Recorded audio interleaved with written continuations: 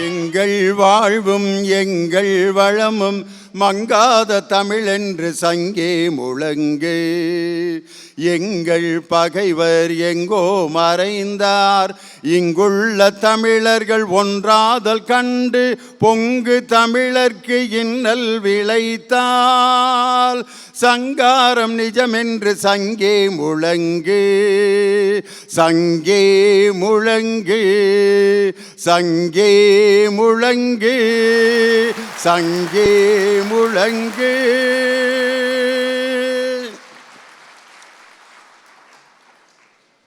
தமிழ் மொழிக்காகவும் அதன் வளர்ச்சிக்காகவும் தனது பாடல் வரிகளை அர்ப்பணித்த புரட்சி கவி பாரதிதாசனின் அருமையான பாடல் வரிகளோடு உலகம் முழுவதும் இன்று கொண்டாடி கொண்டிருக்கக்கூடிய உழைப்பாளர்கள் தினமான மே 1ஆம் தேதி ஒரு நல்ல நாளில் உலகம் முழுவதும் வாழ்ந்து கொண்டிருக்கும் கோடான கோடி கலைஞர் தொலைக்காட்சியின் ரசிக பெருமக்கள் அனைவருக்கும் உழைப்பாளர் தின வாழ்த்துக்களை மகிழ்ச்சியோடு தெரிவிப்பதில் நான் கடமைப்பட்டிருக்கிறேன். காரணம், உழைக்காமல் எந்த ஒரு மனிதனும் உலகத்தில் நிம்மதியாக வாழ முடியாது. குழந்தையிலிருந்தே உழைப்பு தொடங்கிடுது. அம்மா வயிற்றில் இருக்கும்போதே உழைப்பு தொடங்கிடுறேன்.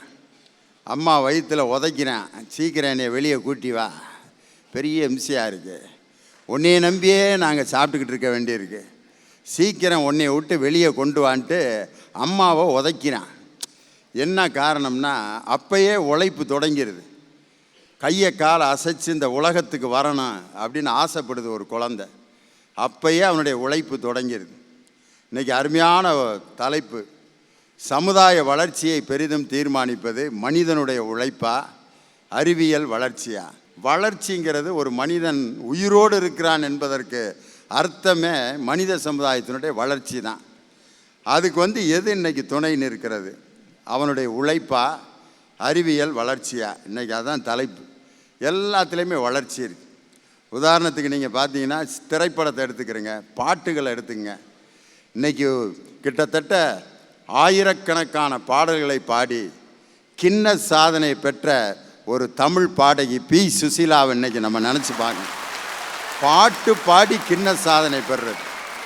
உலகத்தில் அவர்களுடைய பாட்டை கேட்டு மகிழாத மனமே இல்லவே இல்லை. ஒரு சாதாரண பாட்டில் தன்னுடைய திரைப்பட அறிமுகத்தை தொடங்கினாங்க பி. சுசீலாம்மா. எந்த பாட்டில் ஹிட் ஆனாங்க தெரியுமா? கணவனை கண்கண்ட தெய்வம்ங்கிற படத்தில் 3 விதமான டைப்பான சாங் பாடினாங்க.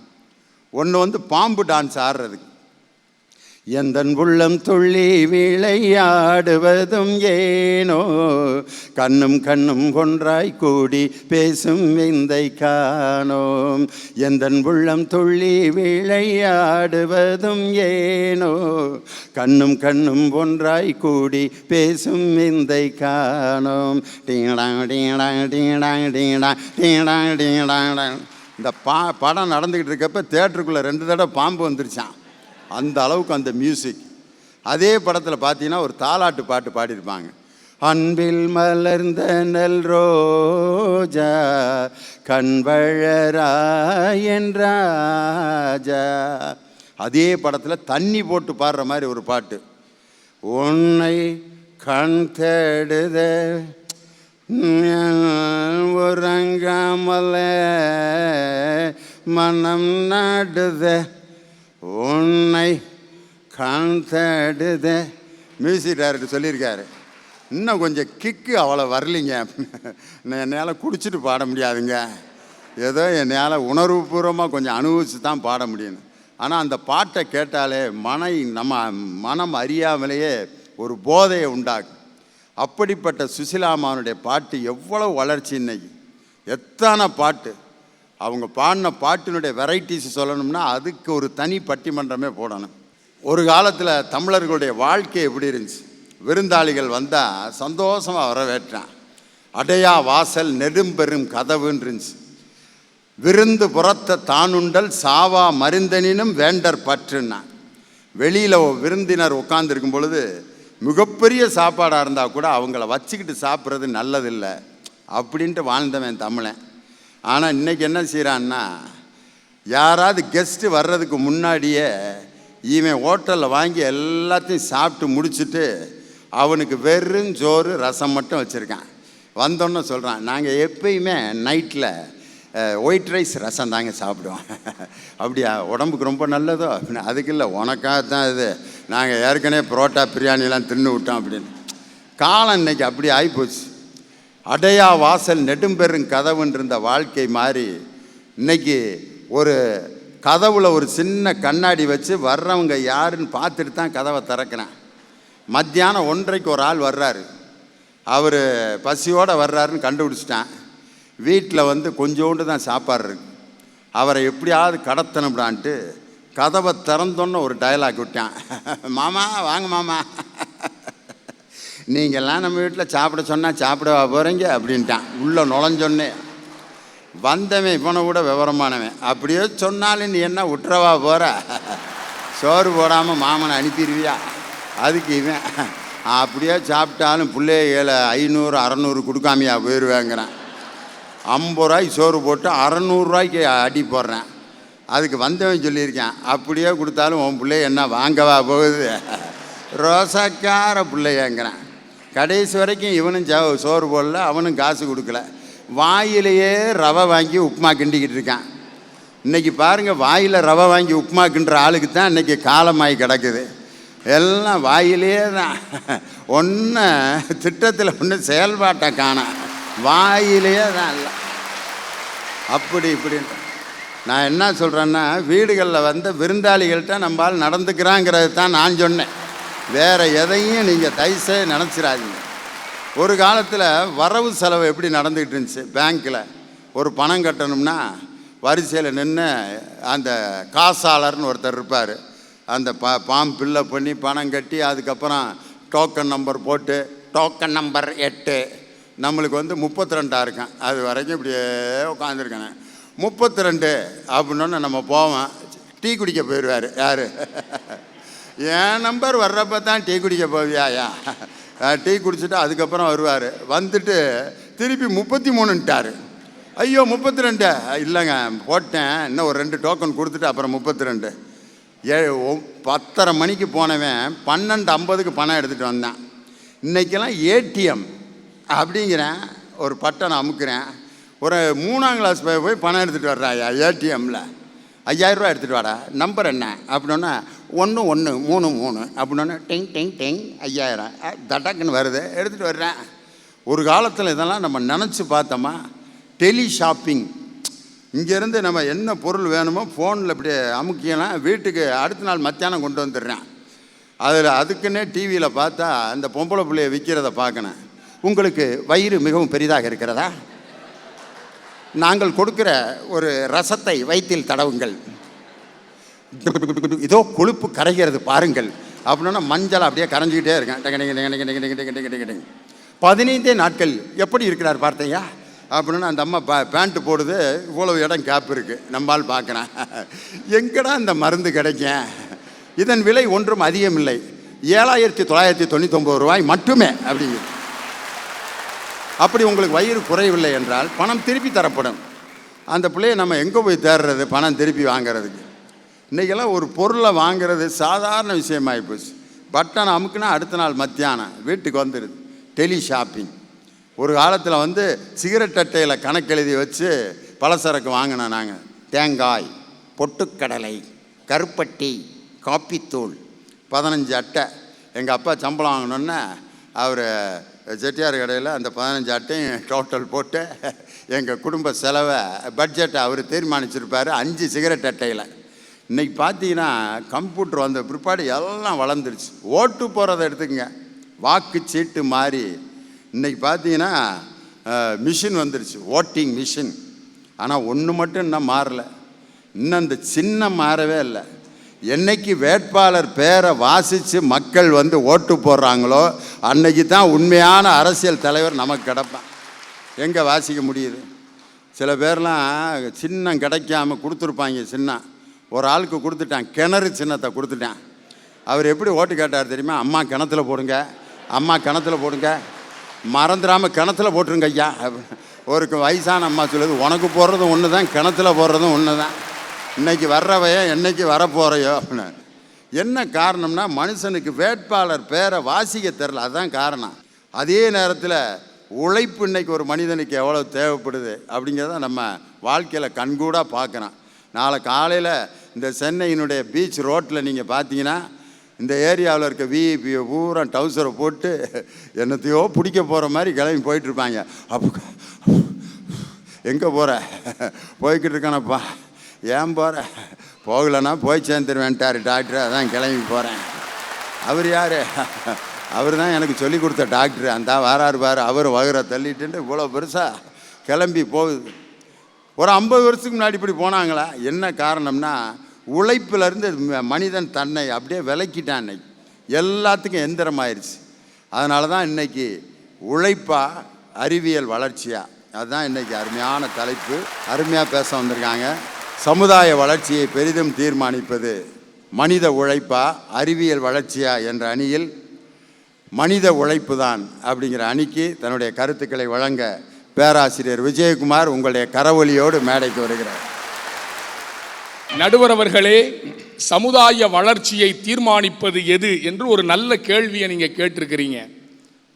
உழைப்பின் காரணமாகத்தான் உலக நாடுகள் எல்லாம் சுற்றி வந்திருக்கிறார் எங்கள் நடுவர். உங்க உழைப்பு தானுங்க உங்களை உலக நாடுகளுக்கெல்லாம் சுத்த வச்சுச்சு. அந்த உழைப்பு இல்லைன்னா உலக நாட்டில் உங்களை கூப்பிட்டுருப்பாங்களா? உழைப்பு அஸ்திவாரம். ஈரடியால் உலகை அளந்த வள்ளுவனின் உழைப்பு உலக பொதுமறை தந்தது. இளங்கோவினுடைய உழைப்பு தான் சிலப்பதிகாரம் தந்தது. 94 வயது வரை உழைத்தாரே தந்தை பெரியார், அவருடைய உழைப்பு தான் சாதியை ஒழித்தது, சமத்துவத்தை வளர்த்தது. கோட்டையிலே இருந்தாலும் கோபாலபுரத்திலே இருந்தாலும் 7 கண்டங்களிலே வாழுகிற 8.5 கோடி தமிழர்களுக்காக உழைத்ததால் தான் எம்மொழி நம்மொழி தமிழ் மொழி செம்மொழியானது. தமிழன் Java, Sumatra, Malaya, Singapore, Malaysia, Ilankai எங்கெல்லாம் உழைக்க வாய்ப்பு கிடைக்கிறதோ அங்கெல்லாம் உழைப்பு சாரிகளாய் போனவன் தமிழன். அதனால் தான் திரைக்கடலோடியும் திரவியம் தேடு உழைப்பின் வாரா உறுதிகள் உழவோன்னு சொன்னா. உங்க அறிவியல் என்ன தந்துச்சு? அம்மியில் அரைத்த சட்டினி ருசி அதிகம், மிக்ஸி வந்தது. உரலில் அரைத்த மாவு இட்லி ருசி அதிகம், கிரைண்டர் வந்தது. உலையில் கொதித்த சோறு ருசி அதிகம், குக்கர் வந்தது. வீட்டில் அரைத்த மசாலா ருசி அதிகம், மசாலா பொடி வந்தது. மண்பானை தண்ணீர் ருசி அதிகம், ஃப்ரிட்ஜ் வந்தது. தாத்தா பாட்டி சொன்ன கதை சுவை அதிகம், டிவி வந்தது. பிறகு சுகர் வந்தது, பிபி வந்தது, மாரடைப்பு வந்தது, எல்லாம் வந்ததே. புத்தி வந்ததா? புத்தி வந்ததா? ஏங்க, ஒரு சமுதாயம் வளர்ச்சி அடையணும்னா அந்த சமுதாயம் ஆரோக்கியமான சமுதாயமாக இருக்க வேண்டும். கட்டுத்துறை போய் அந்த அவையிலே கேட்கிறேன். ஒரு சமுதாயம் நல்ல சமுதாயம், வளர்ந்த சமுதாயம் என்றால் அந்த சமுதாயம் ஆரோக்கியமான சமுதாயமாக இருக்க வேண்டும். ஆரோக்கியம் எப்போது வரும்? ஆரோக்கியம், உடல் நலம் இருந்தால் ஆரோக்கியம் வரும். உடல் நலம் எப்போது வரும்? மனநலம் இருந்தால் உடல் நலம் வரும். இன்றைக்கு மனநலம் இருக்குதா? ஐசி யூனிட்ல இருந்து வர்ற மாதிரியே வர்றேன். நான் ஒருத்தனை பார்த்தேன், எங்க பார்த்தாலும் வயரு, காதுல ஒண்ணு எங்க பாட்டி போட்டுக்கிற தண்டட்டி மாதிரி ஒண்ணு போட்டுருந்தேன். என்னடான்னு கேட்டேன், ப்ளூடூத் அப்படின்னா. அங்கங்க வயரு. ஓ, ஐசி யூனிட்ல இருந்து அப்படியே வர்றானா போல இருக்குன்னு நினைச்சா அவன் ஆபீஸுக்கு போயிட்டு இருக்கான். அண்ணன் தம்பி இல்லாம கூட வாழ்ந்துருவாங்க போல இருக்கு, ஆண்ட்ராய்டு இல்லாம வாழ்ந்துட மாட்டாங்க போல இருக்கு. பல்லு இல்லாம கூட வாழ்ந்துருவாங்க போல இருக்கு, அடுத்த வயிற்றுக்கு கஞ்சி காய்ச்சறதுக்கு நெல் இல்லாம கூட வாழ்ந்துருவாங்க போல இருக்கு, செல் இல்லாம வாழ மாட்டாங்க போல இருக்கு. அன்னைக்கெல்லாம் பேருந்துலையும் ரயில் வண்டி தொடர் வண்டியிலையும் போகிறப்ப நீதிபதி அவர்களை அப்படி பக்கத்தில் உட்காருவான், அக்கம் பக்கத்தில் பேசுவான். என்ன சார் எங்க போறீங்க? நான் திருச்சி வரைக்கும் போறேன். நீங்க? நான் மதுரை. அக்கா எங்க போறீங்க? நான் திருநெல்வேலி. ரயில் சிநேகமாக தொடர்கிற அந்த பேச்சு அப்படியே அந்யோன்யமாகி இறங்கி போகிற போது உறவுகளாய் போவான், உறவினர்களாய் போவான். எல்லாம் உலகத்தையே சுருக்கிருச்சு, உலகத்தையே சுருக்கிருச்சு எங்க அறிவியல். அறிவியல் தொழில்நுட்பம் உலகத்தை மட்டும் சுருக்கவில்லை, உறவுகளையும் சுருக்கிவிட்டது என்பதுதான் உண்மை. அறிவியல் தொழில்நுட்பம் என்ன செய்தது? ஷாம்பு, தலைக்கு என்னைக்கு ஷாம்பு வந்துச்சோ அன்னைக்கு தான் முடியை இழக்க ஆரம்பிச்சோம். பல்லுக்கு என்னைக்கு பேஸ்ட் வந்துச்சோ அன்னைக்கு தான் பல்லு போக ஆரம்பிச்சிச்சு. உடம்புக்கு என்னைக்கு சோப்பு வந்துச்சோ அன்னைக்கு தான் தோலெல்லாம் சுருங்கி போச்சு. ஹைஜீனிக்ன்ற வார்த்தை என்னைக்கு வந்துச்சோ அன்னைக்கு தான் நோய் எதிர்ப்பு சக்திங்கிறதே போயிடுச்சு. மருத்துவமனைகள் வந்த பிறகுதான் ஆரோக்கியம் போய்விட்டது.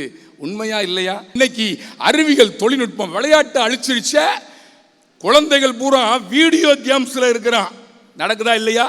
6 மாதம் விளைய வேண்டிய நெல்லை ரசாயனம் போட்டு 3 மாதத்திலேயே விளைவித்து விடுகிறார்கள். உங்க தொழில்நுட்பம் என்ன செஞ்சிச்சு? இந்த நிலத்தை மலடாக்கியது. நம்மாழ்வார் என்கிற வேளாண் விஞ்ஞானி ஊர் பூரா போய் போராடினானே, அறிவியல் தொழில்நுட்பம் எங்க நாட்டை அழிச்சிடுச்சுன்னு. உங்களுக்கு ஒரு கேள்வி நடுவர் அவர்களே, குறைந்த பரப்பளவிலே அதிக ரசாயனத்தை போடுகிற இடம் எது? குறைந்த பரப்பளவில் அதிக ரசாயனத்தை போடும் இடம் அநேகமாக அந்த காய்கறி தோட்டம்னு நினைக்கிறேன். அதுக்கு மேலே எனக்கு வேற எதுவும் ஞாபகம் வரல சாமி. இல்ல நடுவர் அவர்களே, காய்கறி தோட்டம் இல்ல, பெண்களுடைய முகம்.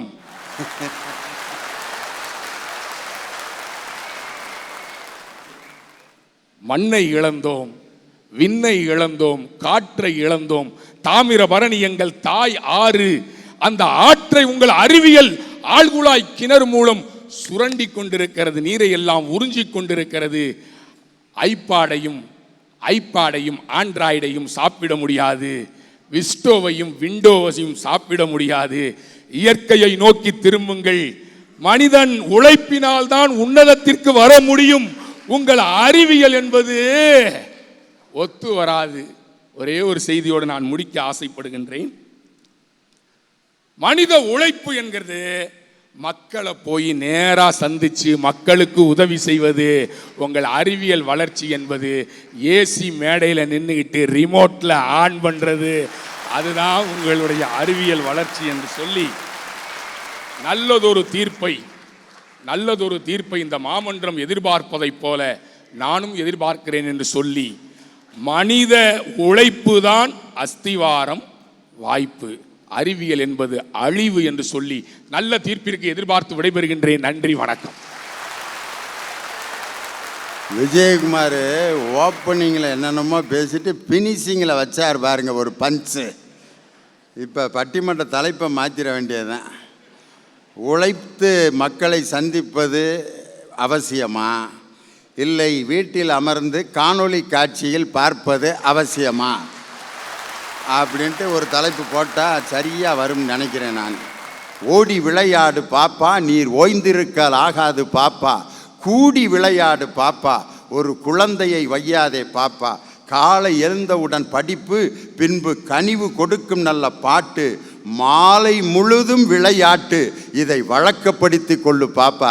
எந்த வீட்லையா குழந்தைய மாலை முழுதும் விளையாட விட்றான்? சின்ன பிள்ளையில் நாங்கள் விளாண்ட விளையாட்டு கில்லி மேட்ச் நடக்கும். பக்கத்து தெருவுக்கும் எங்களுக்கும் மேட்ச் 10 ரூபா கட்டி கில்லி மேட்ச். பம்பரம் மேட்ச் நடக்கும். பம்பரம்னு தான் எனக்கு ஞாபகம் வருது. ஐயோ அந்த பம்பரம் நல்ல சாட்டையில் சுற்றி அப்படி சுண்டிக்கிட்டு இருக்கப்போ அழகாக சுற்றிக்கிட்டு இருந்த பம்பரத்துக்கு சாட்டை சரியில்லைன்னா அது விளங்காதுங்கிறதுக்கு நாங்கள் சின்ன பிள்ளையிலே விளாண்டு பார்த்துட்டோம். நான் சின்ன பிள்ளையில் விளாண்ட பம்பரம் விளாட்டை தான் நான் சொல்லிக்கிட்டு இருக்கேன். அதனால் சாட்டை இல்லாத பம்பரத்தை வச்சு விளாடவே முடியாதுங்கிறதுக்கு வேறு நான் ஒன்றும் உதாரணம் சொல்லலை. சின்ன பிள்ளையிலே நமக்கு கற்றுக் கொடுத்துட்டாங்க. அது மாதிரி எம்புட்டு விளாண்டான். அந்த உழைப்பு தருகின்ற சந்தோஷத்தை யாரையா தர முடியும்? விஜயகுமார் கேட்டார். இனி அதுக்கு பதில் சொல்லணும். ஒரு முதுமைக்கு பதில் சொல்ல ஒரு இளமை, அறிவியல் வளர்ச்சி தான் என்ற அணிக்கு அணி சேர்க்க கவிஞர் சிவகுமார் உங்களுடைய கரவொலியோடு மேடைக்கு வருகிறார். மே என்பது உழைப்பாளர்களின் உற்சவ தினம், தை என்பது திராவிட தமிழர்களின் வெற்றி தினம் என்று கூறிய முத்தமிழறிஞர் டாக்டர் கலைஞர் அவர்களின் பொன்னான வரிகளை தொட்டு தழுவியின் உரையை தொடங்குகின்றேன். நடுவர் அவர்களே, மே என்பது உழைப்பாளர்களுடைய தினம், தை என்பது விவசாயிகளுடைய தினம். இது இரண்டும் சேர்ந்தால் மேதை என்ற வார்த்தை உருவாகும். ஒரு மேதை உருவாக வேண்டும் என்று சொன்னால் தொழிலாளரும் விவசாயியும் தான் இந்த நாட்டில் நன்றாக இருக்க வேண்டும்னு சொன்னார். நடுவர் அவர்களே, பட்டிமன்றம் பேசிக்கிட்டு இருக்கோம். பட்டிமன்றம் பேசி முடிச்சோடனே நல்லா பேசினவங்களுக்கு எக்ஸ்ட்ரா பேமெண்ட் தருவேன்னு சொல்லியிருக்கீங்களே, அதையாவது செய்வீங்களா?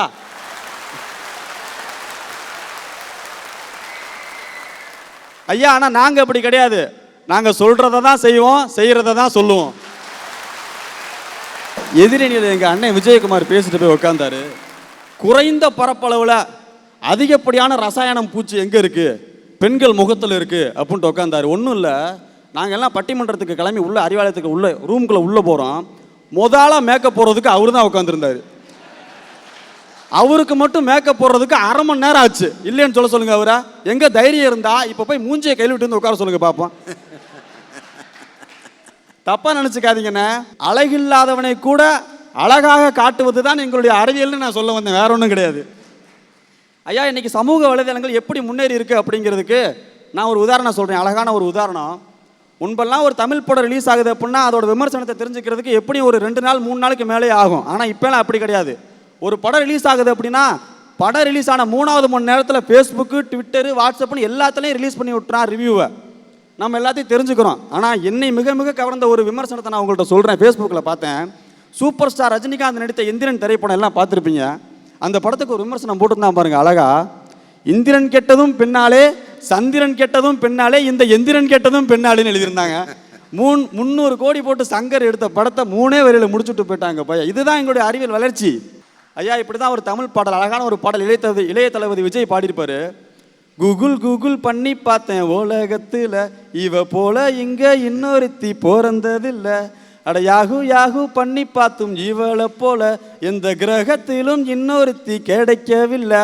ஐயா, இந்த பாட்டு யாருக்கு பொருந்ததோ இல்லையோ, நான் கட்டின என் மனைவிக்கு அம்சமாக பொருந்தும். உண்மையிலேயே எனக்கு காதல் திருமணம் தான்.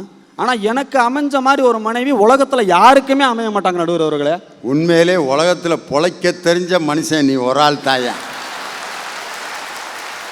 என்னைக்கு நீ மனைவியை பாராட்டி பேச ஆரம்பிச்சிட்டியோ அன்னைக்கே நீ வாழ்க்கையின் ரகசியத்தை புரிஞ்சுக்கிட்டேன்னு அர்த்தம்.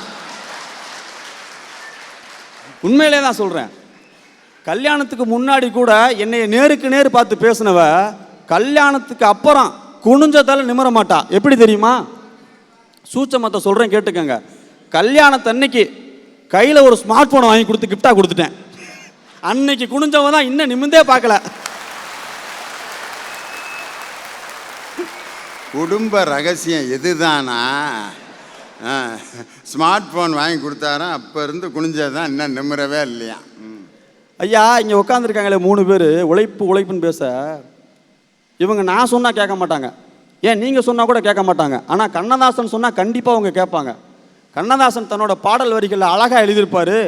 நிலை மாறினால் குணம் மாறுவான், பொய் நீதியும் நேர்மையும் பேசுவான், தினம் ஜாதியும் பேதமும் கூறுவான், அது வேதனின் விதி என்றோதுவான், மனிதன் மாறிவிட்டான் மதத்தில் ஏறிவிட்டான் அன்றே கண்ணதாசன் சொல்லிட்டு போயிட்டாருங்க.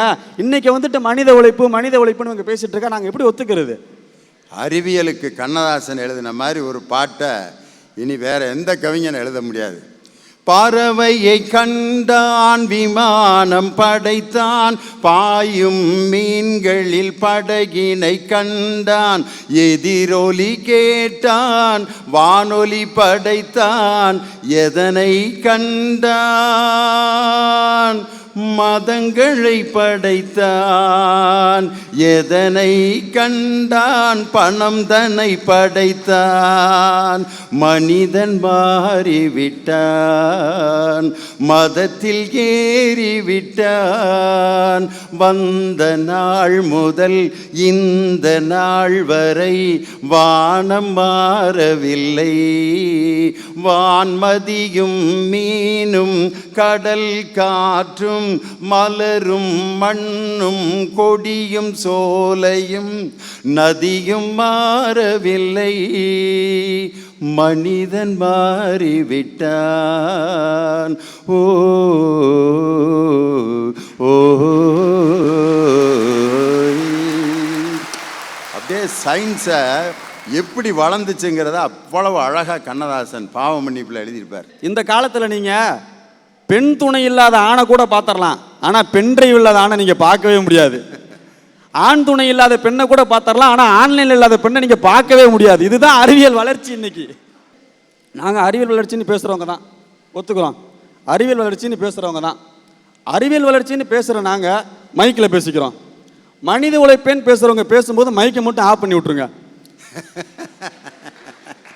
எங்கள் அண்ணன், எங்கள் மாமா முத்துநெல்வன் இருக்காரு, அவர் வந்து மனித உழைப்பேன்னு பேசுகிறவர் தான், ஒத்துக்கிறேன். அவர் 8 திக்கும் பாடுவார், எல்லாம் கேள்விப்பட்டிருப்பீங்க. மைக்கை மட்டும் ஆஃப் பண்ணுவீங்க, 8 கெட்டி பேசுவார் பாருங்க, எல்லாரும் கேட்குற மாதிரி. முத்துநிலவன் பேச வரும்போது மைக்கையும் ஆஃப் பண்ணி விட்டு, அவர் அறிவியல்னால் கண்டுபிடிக்கப்பட்ட பேப்பர் ஒன்று கையில் வச்சுருக்காருல, அதையும் பிடிங்கிறேன்னு, அறிவியலால் கண்டுபிடிக்கப்பட்ட கண்ணாடி ஒன்று போட்டிருக்காருல, அதையும் கழட்டி விட்டு, இப்போ பேசுங்கன்னா நான் பேசவே இல்லை, நான் கொஞ்ச நேரம் ரெஸ்ட் எடுத்துகிட்டு வரேன்ட்டு கிளம்பி போயிடுவார். எப்படி சவால் விட்டுருக்காரு பாருங்க. அதுக்கு பதில் சொல்லணும் முத்துநிலவன். ஐயா, இன்னைக்கு மோதிரம் மாற்றி திருமணம் செஞ்சு வச்சு நீங்கள் பார்த்துருப்பீங்க, தாலி கட்டி கூட திருமணம் செஞ்சு வச்சு நீங்கள் பார்த்துருப்பீங்க, சுயமரியாதை திருமணங்கள் கூட நீங்கள் பார்த்துருப்பீங்க. ஆனால் இன்னைக்கு எப்படி தெரியுமா திருமணங்கள் நடந்துகிட்டு இருக்கு? நெத்தியில் ஸ்டிக்கர் ஒட்டி திருமணம் நடந்துட்டு இருக்குங்க இன்னைக்கு. இதுதான் இன்னைக்கு உங்க நெத்தியில் படம் ஓட்டின திருமணம் உலகத்திலேயே நம்ம நாட்டில் மட்டும்தாயா நடந்துச்சு. அவன் அதில் அந்த கல்யாணம் முடித்தவன் ஒருத்தன், நம்ம எங்கள் ஊர், நம்ம திண்டுக்கல்காரன். அவன் அந்த நெத்தியில் இருக்க படத்தையே பார்த்துட்டு அன்னைக்கு சாயந்தரம் மனைவியை பார்த்துருக்கான். உன்னைய நான் எங்கேயோ பார்த்த மாதிரி இருக்கேன் இருக்கான். யோ, நீ தானே எனக்கு தாலி கட்டின? இல்லை, எனக்கு இந்த நெத்தியில் இருக்க மூஞ்சியே மனசில் நல்லா பதிஞ்சு போச்சு, இன்னும் ஒரு 15 நாள் கழித்து வச்சுக்கலாம், அப்புறம் வா அப்படின்ட்டுருக்கான். அதாவது என்னத்தை சொல்கிறது, திருமணங்கள் பல வகை, அதில் இது ஒரு வகை. ஐயா, நிறைவாக ஒன்று சொல்லி நான் என்னோடய வாதத்தை முடிச்சுக்கிறேன். 1000 கோடி கொட்டி கொட்டி கொடுத்தாலும் நாம் மீண்டும் அமர முடியாத சிம்மாசனம் நம் தாயின் கருவறை. ஆனால் இந்த காலத்தில் எத்தனையோ பெண்கள் அந்த தாய்ங்கிற ஸ்தானத்தை அடைய முடியாமல் கண்ணீரும் கம்பளையுமாக கஷ்டப்பட்டு கொண்டிருக்கிறார்கள். அவர்களுக்கு உங்களுடைய மனிதர்கள் கொடுத்த பட்டம் என்ன தெரியுமா? மலடி, தீண்டத்தகாத பெண். இதுதான் உங்கள் மனித உழைப்பு. ஆனால் எங்களுடைய அறிவியல் வளர்ச்சி என்ன தெரியுமா? சோதனை குழாய் மூலம் குழந்தையை பெற்றெடுக்க முடியும் அப்படிங்கிறத நிரூபித்தது எங்களுடைய அறிவியல் வளர்ச்சி. எத்தனையோ பெண்களுக்கு தாய்ங்கிற ஸ்தானத்தை கொடுத்ததுங்க எங்கள் அறிவியல் வளர்ச்சி. இதை நீங்கள் மறுக்க முடியுமா? எனவே நடுவர் அவர்களே, சமுதாய வளர்ச்சியை தீர்மானிப்பது மனித உழைப்பை விட அறிவியல் வளர்ச்சியே என்று கூறி வாய்ப்பளித்த அனைவருக்கும் நன்றி பாராட்டி விடைபெறுகிறேன். நன்றி, வணக்கம். விஜயகுமார், மிக குறுகிய இடத்தில் அதிக ரசாயனங்களை பயன்படுத்தும் இடம் எது? பெரிய பேங்க்கு கேள்வியை கேட்டு பெண்ணின் முகம் அப்படின்னு பதில் சொல்லிட்டு இருக்கார். அதனால் மேக்கப் போகிறது தப்புன்னு சொல்லக்கூடாது. ஆனால் மேக்கப்பே வாழ்க்கைன்னு ஒரு குரூப் இருக்கும். எந்த நேரம் பார்த்தாலும் பையில் லிப்ஸ்டிக் ஒன்று எடுத்துக்கிட்டு அது அழியா என்ன பெரிய தேசிய பிரச்சனையா? அந்த உதடு கொஞ்ச நேரம் சிவப்பா இல்லாட்டி என்ன குடியாக முழுகி போயிடுது. பைக்குள்ளே வச்சுட்டு இந்த இப்படி அதுக்கு ஒரு சின்ன கண்ணாடி வேற.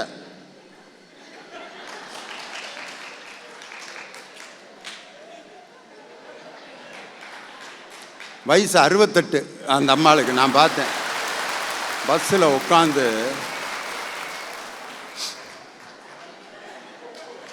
கண்டக்டர்கிட்ட டிக்கெட்டு கேட்குறது கூட வார்த்தையை செஞ்சு பேசுது. அம்மா எங்கே போகணும்? நான் பட்டினப்பாக்கம் போகணும் அப்படின்னு இருக்கு. கண்டக்டர் வந்து பட்டினப்பாக்கம் போகிறத இவ்வளவு நெளிச்சுக்கிட்டு சொல்லாட்டி என்ன அப்படின்ட்டு அவர் எந்த நேரமும் மேக்கப்பில் இருந்தால் அதை வந்து நம்ம வேறு மாதிரி தான் நினப்போம். அது ஒரு மகிழ்ச்சிக்காக பெண்கள் பயன்படுத்துறது தப்பு இல்லை. அதில் என்ன, இது அறிவியல் கண்டுபிடிப்பு தானே, இதில் என்ன தப்புன்னார். அதனால தான் அழகாக இருப்பவர்கள் நம்மை திரும்பி பார்க்க வைப்பார்கள், அன்பாக இருப்பவர்கள் நம்மை திரும்ப நினைக்க வைப்பார்கள். அதே மாதிரி உழைப்பவர்கள் நம்மை வாழ வைப்பார்கள். ஆனால் அறிவுள்ளவர்கள் வாழ்வதற்கு என்றும் வழிகாட்டி கொண்டே இருப்பார்கள். இதுதான் வந்து இன்றைக்கி ஒரு அறிஞர் சொன்ன கூற்று. அழகாக இருக்கிறவங்க நம்மளை திரும்பி பார்க்க வைப்பாங்க, அன்பாக இருக்கிறவங்கள வாழ்நாள் முழுதும் நினச்சிட்டு இருப்போம். உழைக்கிறவங்க நமக்காக வந்து நம்ம வாழ வைக்கிறவங்க. ஆனால் அறிவுள்ளவர்கள் தான் வாழ்நாள் முழுவதும் வாழ்வதற்கு வழிவகுத்து கொடுப்பவர்கள். அதனால் அறிவியல் வளர்ச்சி இல்லாட்டி மனித சமுதாயம் எங்கேயோ போய் முடங்கியிருக்கும். இனி அடுத்து அதற்கு பதில் சொல்வதற்கு காரைக்குடியிலிருந்து வருகை இருந்திருக்கக்கூடிய அருமை சகோதரி செல்வி ஷர்மிளா மனித உழைப்பே என்ற அணிக்கு பேச உங்களுடைய கரவொலியோடு மேடைக்கு வருகிறார். வாங்க ஷர்மிளா. அறிவியல் வளர்ச்சி எதை சாதித்திருக்கிறது? ஒரு கவிதை சொல்றேன். இன்னைக்கு அறிவியல் வளர்ச்சின்னு பேசுகிறீர்கள். அடங்க மறுக்குகின்ற அகங்காரம், அத்துமீறி போய் கொண்டிருக்கின்ற அதிகாரம், வீக்கம் கண்டுள்ள விஞ்ஞானம், வீங்கி போன மனித மூளைகள், புது புது நோய்கள், புது புது மருந்துகள், ஊசலாடும் மனித உயிர்கள், செத்து பிழைக்கும் நிலைமை. இதுதான் உங்களுடைய அறிவியல் வளர்ச்சி. நடுவர்களே, இன்னைக்கு அறிவியல் வளர்ச்சியால ஒரு குடும்பம் குடும்பமாக இருக்குதா? ஒரு வீட்டுக்கு நுழையிறேன்னு வச்சுக்கோங்களேன், அங்கே இருக்கிற அம்மா எடுத்த உடனே சீரியல் பார்ப்பாங்க. அங்கே இருக்கிற தந்தை தன்னோட மடியில் லேப்டாப்பை வச்சு பார்த்துக்கிட்டு இருப்பாரு. பெத்த பிள்ளைங்க சீரஞ்சு ஃபோனில் யாருக்கிட்டையாவது கடலை போட்டுக்கிட்டு இருக்குங்க. இன்னைக்கு ஒரு சிறுவன், ஏழை சிறுவன் தன்னுடைய முதுகையில தெருவோரம் இருக்கக்கூடிய காகிதங்களை புரக்கி கொண்டே போயிட்டு இருக்கான். போற வழியில ஒரு ஜவுளி கடையில ஒரு பொம்மைக்கு ஆடை போட்டு அழகா நிக்குது. உங்கள் அறிவியல் வளர்ச்சி ஒரு பொம்மைக்கு ஆடை போட்டு அழகா நிக்க வச்சிருக்கு. இந்த ஏழை சிறுவன் அதை பார்க்குறான். பொம்மை அழகா இருக்குன்னு பார்த்துட்டு நினைச்சுக்கிட்டு இருக்கா, உடை அணிந்திருக்கிற உனக்கு உயிர் இல்லை, உடை அணிந்திருக்கிற உனக்கு உயிர் இல்லை, உயிர் இருக்கின்ற எனக்கா உடை இல்லை என்று நினைச்சவன் சும்மா இருந்தானா? மறுபடியும் வேதனைப்பட்டு கொண்டே தொடர்ந்து தெருவோரம் காகிதம் பறக்க போனா. அந்த சிறுவனுக்கு தெரியுது, உழைச்சால் மட்டும்தான் இந்த உலகத்தில் தன்னை முதன்மைப்படுத்த முடியும்னு. இன்னைக்கு உலக வரலாற்றை எடுத்து பாருங்க. வெறும் வியப்புகளாலும் விசித்திரங்களாலும் மட்டும் நிறைந்தவைகள் அல்ல, என் இன மக்களின் வியர்வை துளிகளாலும் நிறைந்ததுதான் உண்மை. ஆதி மனிதன் இருக்கான். ஆதி மனிதன்ல இருந்து நம்மளுடைய மனித சமுதாயம் வளர்ந்து கொண்டது. ஆனா ஆதி மனிதன் ஓடி ஓடி உழைத்ததால் மட்டும்தான் காட்டில் இருந்து நாட்டிற்கு அவனை அடையாளப்படுத்த முடிந்தது. எந்த அறிவியல் வளர்ச்சியும் அவனுக்கு அங்கு சோறு போடவில்லை. நடுவர்களே, இன்னைக்கு எல்லாரும் சொல்றாங்க அறிவியல்ல எடிசன் மாதிரி புரட்சி பண்ணதில்லை அப்படின்னு. ஒத்துக்கொள்கிறோம், எடிசன் புரட்சி பண்ணியிருக்கிறார். ஒவ்வொரு குடும்பங்களிலும் வெளிச்சமாக இருக்கிறது என்றால் அதற்கு காரணம் வேண்டுமானால் எடிசனாக இருக்கலாம். ஆனால் எடிசனை இந்த உலகத்திற்கு வெளிச்சம் போட்டு காட்டியது அவருடைய உழைப்பு என்பதை யாராலும் மறுக்க முடியுமா? நாங்கெல்லாம் அறிவியல் சாதனங்களை வச்சுக்கிட்டு வளர்ந்து காமிச்சிருவோம்னு சொல்றீங்க. அந்த 3 பேரையும் எதிரி அணி இல்ல, எதிரணிதான் இருந்தாலும் ஒரு சவால் விடுகிறேன். உங்கள் 3 பேரையும் ஒரு அறையிலே வைத்து, இந்த 32 GB பென் டிரைவ் இருக்கு, ஏசி இருக்கு, வேக்யூம் கிளீனர் இருக்கு, லேப்டாப் இருக்கு, ஆண்ட்ராய்டு மொபைல் இருக்கு, அத்தனையும் போட்டு உங்களோட வச்சிடுற, ரூமை விட்டு வெளியில வராமையே நீங்கள் இந்த சமுதாயத்தில் முன்னேற்றம் அடைஞ்சு காண்பிச்சிருவீங்களா? நடுவர்களே, அறிவியல் வளர்ச்சி 1000 கண்டறிந்தீர்களே, ஆனால் ஆன் ஆஃப் என்கிற ஒரு சுவிட்சை வைத்து மனித உழைப்பை தான் இன்னும் எதிர்பார்க்கிறது உங்கள் அறிவியல் வளர்ச்சி. இன்னைக்கு இவ்வளோ வளர்ச்சி கண்டறிந்த நீங்கள் ஓசோனை ஏன் ஓட்டையாக்குகிறீர்கள் என்றுதான் நான் கொந்தளிக்கிறேன். AK-47 வாங்குறோம், அது அறிவியல் வளர்ச்சிங்கிறீங்க. கன்னிவெடி வாங்குறோம், அறிவியல் வளர்ச்சிங்கிறீங்க. நவீன போர் விமானம் வாங்குறோம், அறிவியல் வளர்ச்சிங்கிறேன். ஆனால் ஒன்று சொல்ல விரும்புகிறேன் நடுவர்களே, நீங்கள் வாங்கும் AK-47 ஒரு துப்பாக்கியை வைத்துக்கொண்டு கிட்டத்தட்ட 3000 பார்வைகள் அந்த குழந்தைகளுக்கு விட்டமின் A என்கிற ஒரு ஊட்டச்சத்தை கொடுக்க முடியும். அதை நீங்கள் கொடுங்கள் என்று தான் நான் எதிர்பார்க்கிறேன். ஒரு தடவை ஒரு அரசியல்வாதி ஒரு ஹெலிகாப்டரில் ஏறி இறங்குறதுக்கு ஆகக்கூடிய செலவை ஒரு அரசு பள்ளிக்கூடத்தில் 6 பள்ளிக்கூட வகுப்புகள் கட்டி கொடுக்கலாம்யா. இது வரைக்கும் எத்தனை அரசு பள்ளிக்கூடத்தில் கட்டணம் கட்டியிருக்கலாம்னு கணக்கு போட்டு பாருங்க. அவ்வளோதான். இதுக்கு மேலே நான் வேறு கணக்கெல்லாம் சொல்ல விரும்பலை. நடுவர்களே, உழைப்பை மட்டுமே அன்று ஒரு காலம் நம்பி இருந்தது. அந்த காலம் எவ்வளோ அழகா இருந்தது தெரியுமா? அன்னைக்கு இருந்த சூழல்ல குடும்ப உறவுகள் என்பது எல்லோரிடம் அட்டாச்சாக இருந்தது. தேவையற்ற கழிப்பறை வசதியான பாத்ரூம் வீட்டிற்கு வெளியே டிட்டாச்சாக இருந்தது. இன்று அறிவியல் வளர்ச்சி வளர்ச்சி என்று கூறுகிறீர்களே, அந்த அறிவியல் வளர்ச்சி பாத்ரூமை வீட்டினுள் அட்டாச் ஆக்கிவிட்டு என் இன உறவுகளை டிட்டாச் ஆக்கி விட்டதே என்பதுதான் நான் கொந்தளிக்கிறேன். ஒன்றும் இல்லை, ஒரு சின்ன விதையை எடுத்து உங்களுக்கு சொல்றேன் எதிரணியே. ஒரு சின்ன விதையாக இருந்தாலும் கூட அது தன்னை இந்த சமுதாயத்தின் முன்னே அடையாளப்படுத்தி கொள்ள வேண்டும் என்றால் மண்ணை முட்டி முட்டி முட்டி தன்னுடைய உழைப்பை போடுகிற பொழுதுதான் அது விருட்சமாக அடையாளம் காண்பிக்கப்படுகிறது. நீங்க முதலாம் உலகப் போர் கேள்விப்பட்டிருப்பீங்க, இரண்டாம் உலகப் போர் கேள்விப்பட்டிருப்பீங்க, மூன்றாம் உலகப் போர் நடந்து கொண்டிருக்கிறது என்று நான் உங்களுக்கு எச்சரிக்கை விடுகிறேன். ஏழாம் அறிவுன்னு ஒரு அழகான படம் பார்த்திருப்பீங்க. அந்த படத்திலே ஒரு தெரு நாயின் மூலம் ஒரு ஊசியை பயன்படுத்தி நோயை பரப்பி விடுவாங்க. அதே மாதிரி நம் இந்தியர்களுக்கு பறவைகள் மூலம் ஒரு பயோவார் நடந்து கொண்டிருக்கிறது என்றால் இங்கு இருக்கும் யாராவது நம்ப முடிகிறதா? நடுவர் அவர்களே, இன்னைக்கு சிக்கன் 65 என்று வெரைட்டியா ஆசையா சிக்கனை சாப்பிட்டுக்கிட்டு இருக்கோமே, அந்த பிராய்லர் கோழியிலே சீசியம் என்கிற ஒரு வேதிப்பொருளை உட்புகுத்தி இந்த இந்திய தேசத்தை அழித்துக் கொண்டிருக்கிறார்கள் பயோவார் என்கிற மூலம். இப்படி உருவாக்கி கொண்டிருக்கிறது உங்களுடைய அறிவியல் வளர்ச்சி. இன்னைக்கு விளம்பரம் பார்த்திருப்பீங்க, உங்களுடைய ஆடையில் கரை போகவில்லையா, அந்த பவுடரை வாங்குங்கள், இந்த பவுடர் நறுமணமாக இருக்கிறது, இப்படியெல்லாம் விளம்பரங்கள் வரும். நீங்க இதையெல்லாம் பயன்படுத்தாதீங்க. நான் எளிமையான ஒரு வழிமுறை சொல்றேன். உங்களுடைய ஆடையில கரை போகலையா, வீட்டில் சீனின்னு ஒன்று வச்சிருப்போம், காலையில் காஃபில இருந்து அதை தான் பயன்படுத்துகிறோம். அந்த வெள்ளை சீனியை எடுத்து எந்த இடத்துல உங்களுடைய ஆடையில கரை இருக்கோ அங்கே தேய்ச்சி இன்னைக்கு போய் செஞ்சு பாருங்க.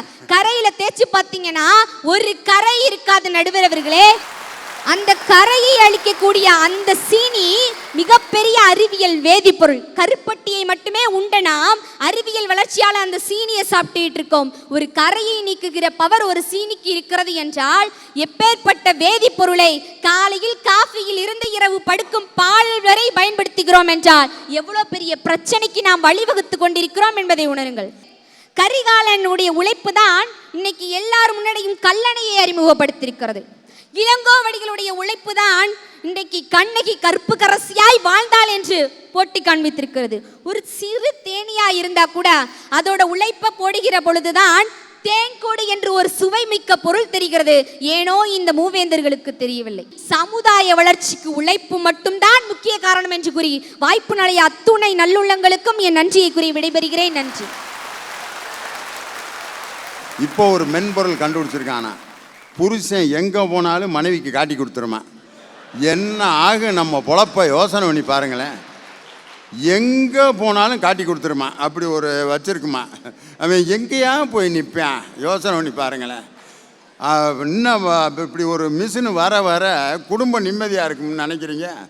அதே மாதிரி இவன் ஒரு மிஷினை வச்சுருக்கான்னு வச்சுங்க, மனைவி எங்கெங்கே போகிறான்ட்டு. அவன் ஆஃபீஸில் வேலை பார்ப்பானா, இந்த பிள்ளை எங்கே போகுதுங்கிறத பார்த்துக்கிட்டு இருப்பானா. திடீர்னு வீட்டுக்காரரு ஒரு பிள்ளைகிட்ட பேசிகிட்டு இருக்காரு. நினச்சேன் இந்த ஆள் ஒரு மாதிரி அசதியாக நேற்று வர்றப்பே நினச்சேன் என்ன ஆகும்னு யோசனை பண்ணி பாருங்க. இப்படி ஒரு சாஃப்ட்வேர் இருக்கான். சுற்றி ஒரு 1000 கண்ணு நம்மளை பார்த்துக்கிட்டே இருக்கிற மாதிரி இருக்க ஒரு கொடுமை உலகத்தில் வேறு எதுவுமே இல்லையா.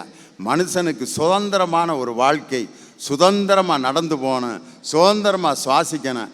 இன்னைக்கு அதற்கு பெரிய வினையை உண்டு பண்ணியிருக்கேன் உங்களுடைய அறிவியல் வளர்ச்சி. அதைத்தான் கேட்டாங்க. அதுக்கு பதில் சொல்லணும். தேனி மாவட்டத்தில் கம்பத்திலிருந்து வருகை இருந்திருக்கக்கூடிய திருமதி தமிழ்ச்செல்வி அறிவியல் வளர்ச்சியே என்ற அணிக்கு அணி சேர்க்க வருகிறார். நடுவர் அவர்களே, இன்னைக்கு வாழ்க்கையில் அறிவியல் இல்லாமல் எதுவுமே இல்லைன்னு சொல்லக்கூடிய அளவிற்கு கருவறையில் தொடங்கி கல்லறை வரைக்கும் அறிவியல் தான் பயன்பட்டு கொண்டு இருக்கிறது என்றால் அதுதான் உண்மை. உழைப்பை இல்லைன்னு சொல்லலை, உழைப்பை குறையா நாங்கள் மதிப்பிடலை. உழைப்புங்கிறது அஸ்திவாரம்.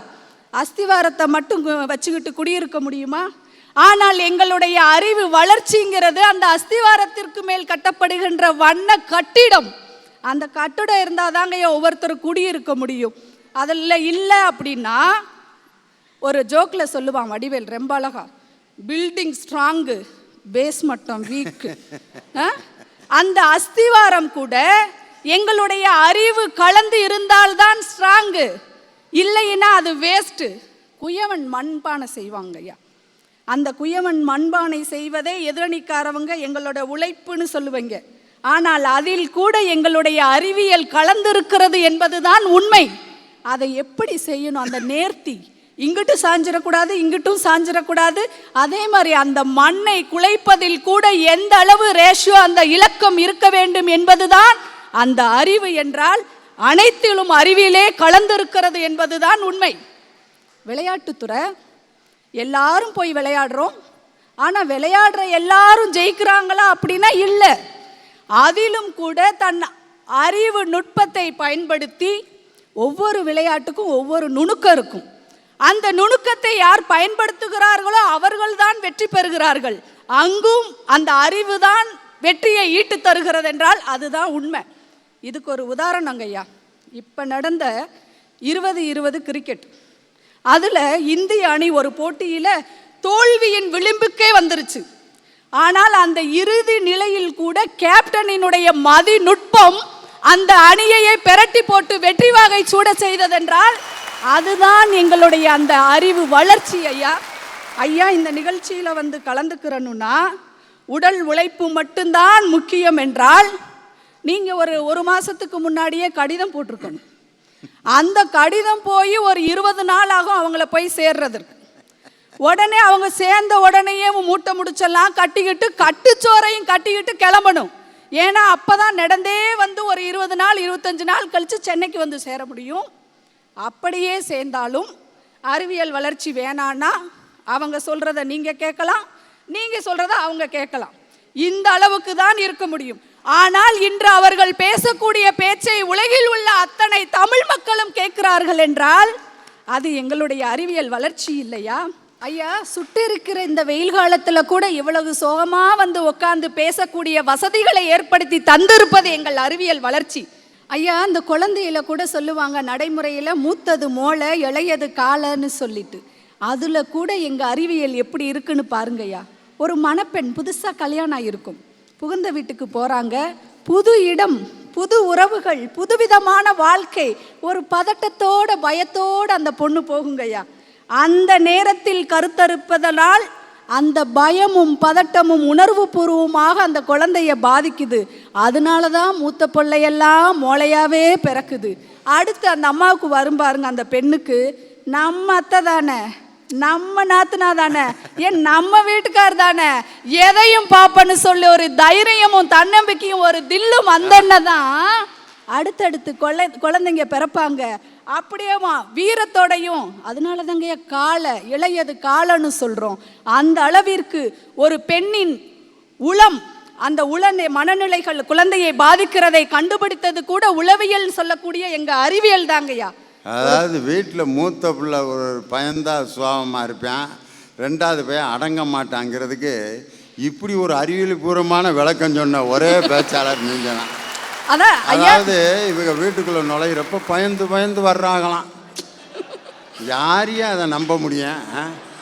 மாமியாரை பார்த்து பயப்படுறாங்களாம், கணவனை பார்த்து பயப்படுறாங்களாம், நாத்தனாவை பார்த்து பயப்படுறாங்களாம், அந்த பயத்தோடையே கன்சீவ் ஆகுறாங்களாம். அதனால் மூத்த பிள்ளை பயந்தோரி பயலாக இருக்கானா. 2வது பிறக்கிறதுக்கு இப்போ நம்ம மாமியார் தானே, நம்ம வீட்டுக்காரர் தானே அப்படின்னு தைரியமாக இருக்கிறதுனால 2வது பையன் தைரியமாக பிறக்கிறானா. எம்மா நீங்கள் முதல்ல வர்றது அப்படித்தான் வாரீங்க, 2வது உள்ள பிறக்கிறப்பையும் அப்படித்தான் இருக்கிறீங்க. நீங்கள் என்னைக்காவது பயந்ததாக சரித்திரம் உண்டாமா? ஐயா, குருகுல கல்வின்னு அன்னைக்கு இருந்துச்சுங்க. ஆசிரியர் குரு என்ன செய்வார்னா உட்காந்துட்டு பாடம் சொல்லி தருவார். மாணவர்கள்லாம் நின்றுட்டு பாடத்தை கேட்பாங்க. அது மன்னனின் மகனாக இருந்தாலும் அதுதான் நிலை. ஆனால் இன்னைக்கு அப்படி இல்லைங்கய்யா. ஆசிரியர் தான் நின்றுக்கிட்டு பாடம் நடத்துகிறாரு, மாணவர்கள்லாம் உட்காந்துட்டு பாடம் கேட்குறான்.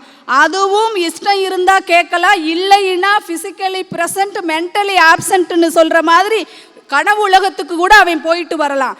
அந்த அளவிற்கு மாற்றம் இன்னைக்கு வந்து விட்டது.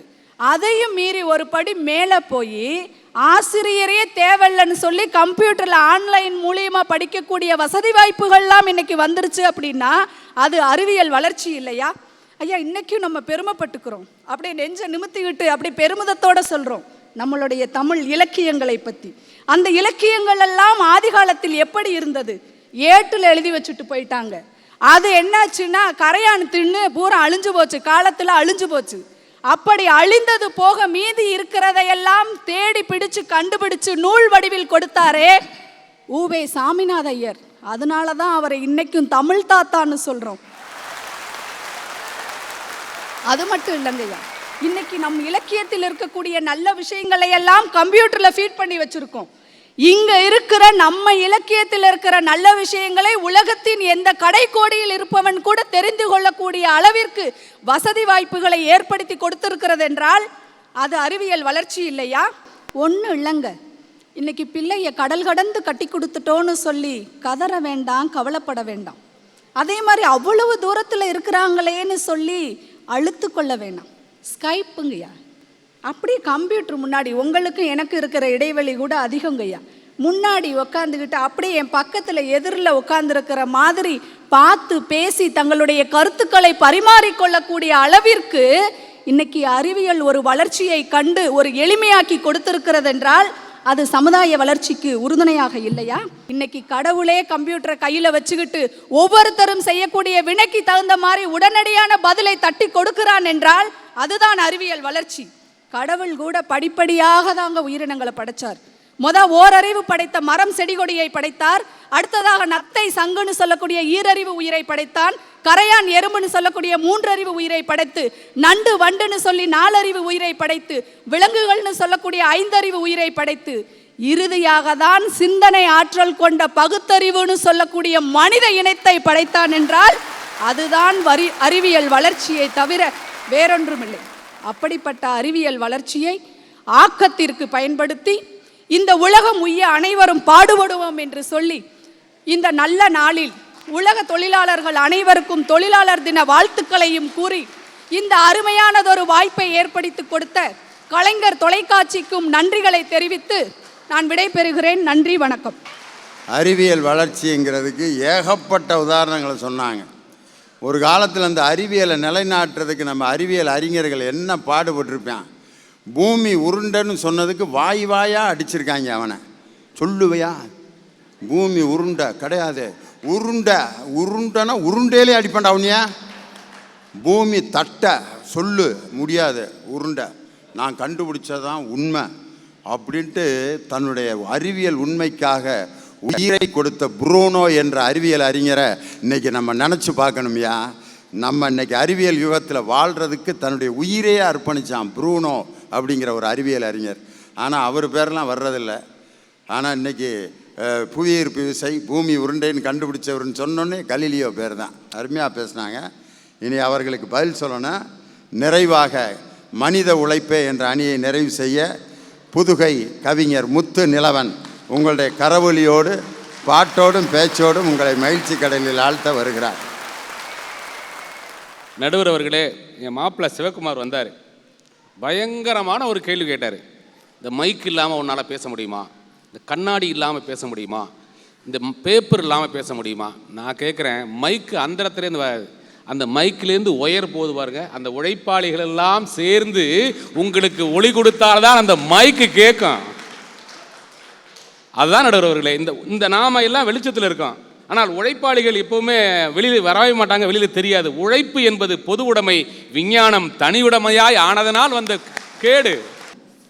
இது மட்டும் இல்லை, மைக்கு இல்லாத காலத்தில் மனுஷன் வாழலையா? கலை வளரலையா? நான் கேட்குறேன். காயாத கானகத்தே நின்றுலாவும் நற்காரிகையே,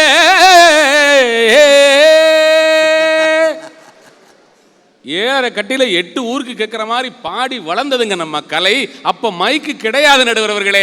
ஆனால் கலை வளர்ந்தது அந்த உழைப்பாளியின், அந்த பாடகனின், அந்த கலைஞனின் உழைப்பு காரணமே தவிர உங்கள் விஞ்ஞானத்தினால் மட்டும் வளர்ச்சி இல்லை. நான் விஞ்ஞானத்தை வெறுக்கலை. அன்னைக்கெல்லாம் எங்கள் மாரியம்மன் கோயிலில் விளம்பரம் பண்ணுவாங்க.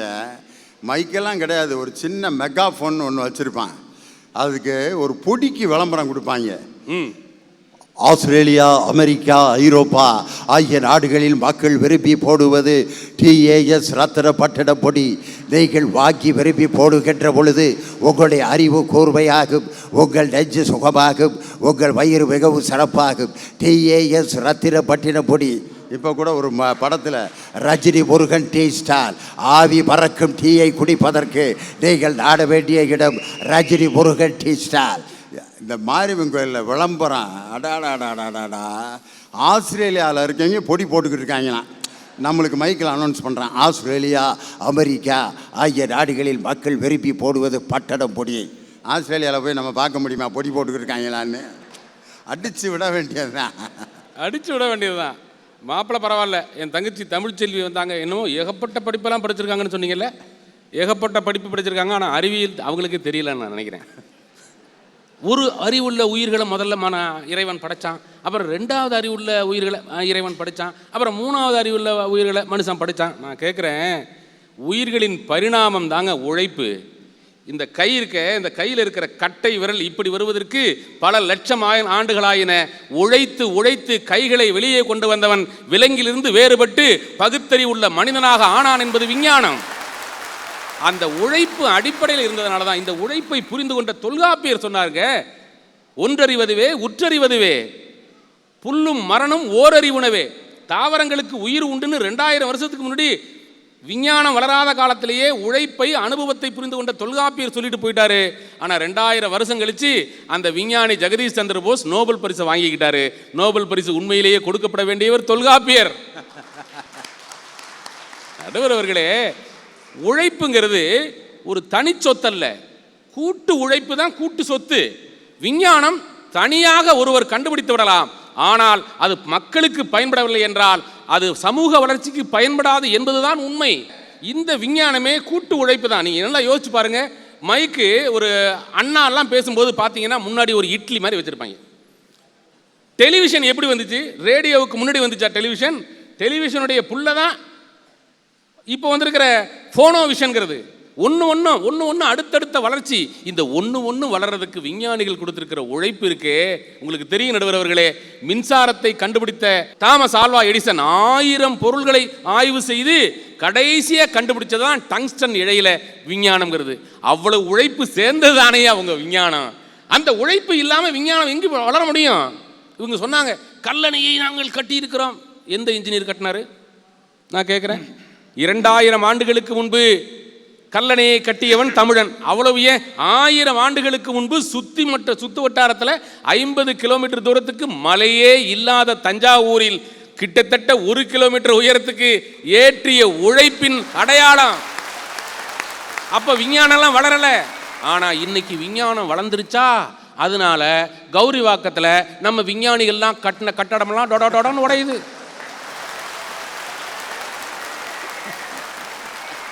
நடுவர்களே, உழைப்பை மட்டமா நினைக்கிற விஞ்ஞானம் உருப்படுமா? நான் கேட்குறேன். இப்போ வந்திருக்கிற விஞ்ஞானம் என்ன சொல்லுது? நீ கருப்பா இருக்க 6 நாட்களில் சிவப்பழகு.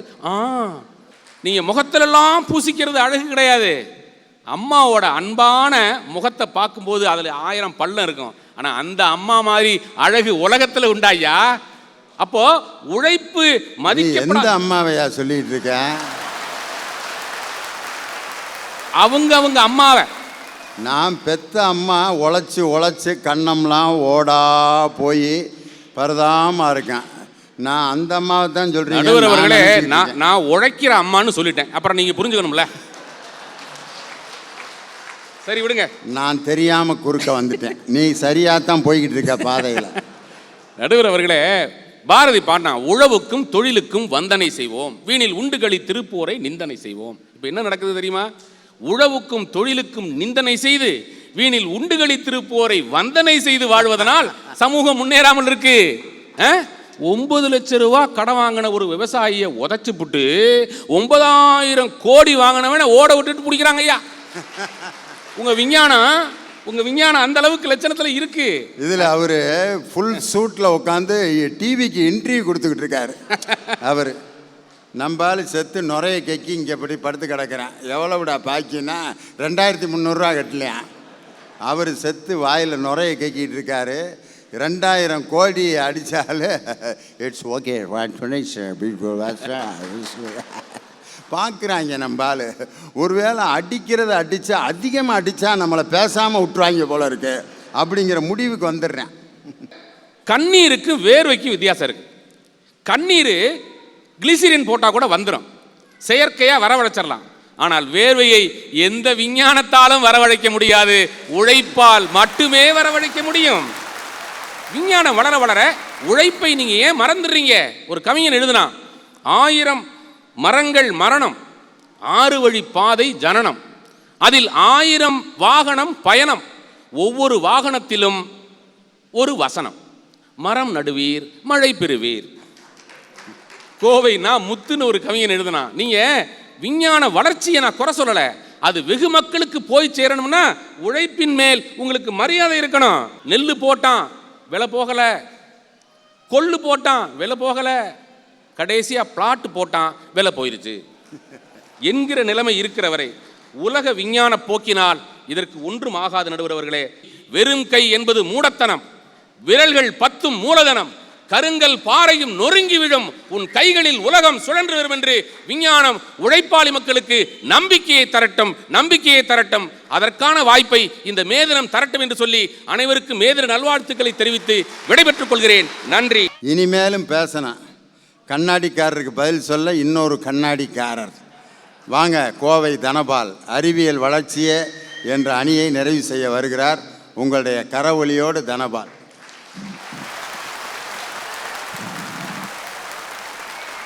எந்த காலத்தில் இருக்கிறாங்க இவங்க 3 பேருமே? மே 2016 இருக்கிறாங்களா இல்லை கிமு கற்காலத்தில் இருக்கிறாங்களான்னு தெரியல. இன்னைக்கு ஹெலிகாப்டரில் இறங்கி மேடைக்கு எஸ்கலேட்டரை ஏற காலத்தில் இருந்துட்டு இங்கே வந்துட்டு விஞ்ஞான வளர்ச்சி வேண்டியதில்லை, விஞ்ஞானி வளர்ச்சி வேண்டிய. இன்னைக்கு உங்கள் உழைப்பாளிகள் எப்படி இருக்கிறாங்க? நடுவரில் 2 உழைப்பாளி பேசுகிறாங்க. உழைச்சு ஓடா போனது தான் மிச்சம், இனிமேல் சாகிறத தவிர வேற வழியே இல்லைங்கிறாங்க. இப்போ இன்னொருத்தன் கேட்குறான், எப்படா சாகிறதுங்கிறான். ஏண்டா சாகறக்கா வழி இல்லை, அதான் பொதுக்கூட்டம் இருக்குது இல்லை, போனால் தானே சாகரம். மத்தியானம் பொதுக்கூட்டத்துக்கு போயா செத்துடலாம்.